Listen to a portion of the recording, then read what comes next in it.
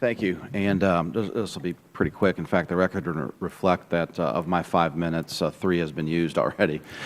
So with that, let me just again thank the witnesses. Appreciate even more Idaho's approach, and state by state is still, I think, the way to go for this, lacking a constitutional basis otherwise, and there may be one, but that's for another hearing on another day.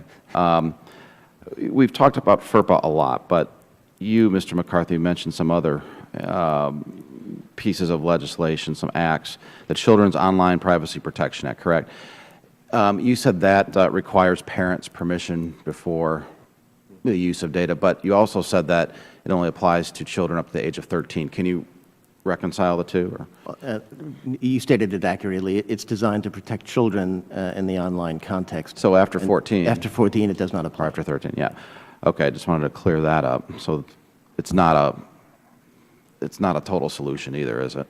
It protects children. Its aim is to protect children. Teenagers are out from under its coverage. The remaining protections of FERPA, the PERPA protections, the contractual protections, the best practices, those still stay in place. COP is aimed at children 13 and under. Okay, thank you. And while it's acknowledged and certainly came out in the testimony today that FERPA does not recognize a private right of action, there still is a common law contractual breach right of action, yes or no? Mr. Riedenberg?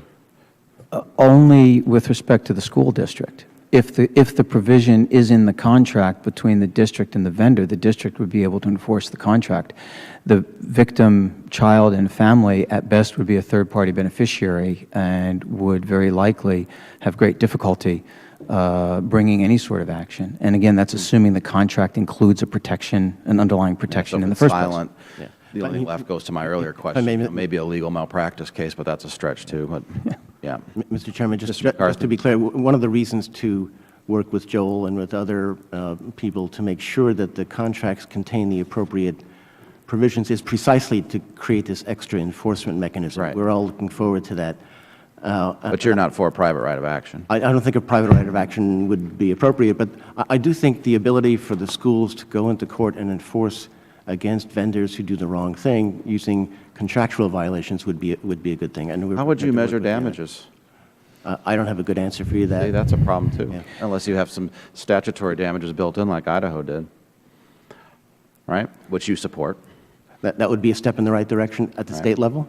You being Mr. McCarthy, for the purposes of the record, and 10 more seconds for you. Mr. Chairman, I was just going to say, for a school district to enforce a contract, as a former school board member, if I'm facing an instance where there's some sort of breach that takes place, and I have to decide to devote $50,000 to $100,000 of taxpayer money to litigate that, that's going to be a hard decision for local school boards to be making. So again, if it's total reliance on the school board protecting their children's privacy, it may be a very difficult thing to do where the harm is particularized to just a couple families. Right. Mr. Chairman, thank you again for your leadership with this hearing. I yield back.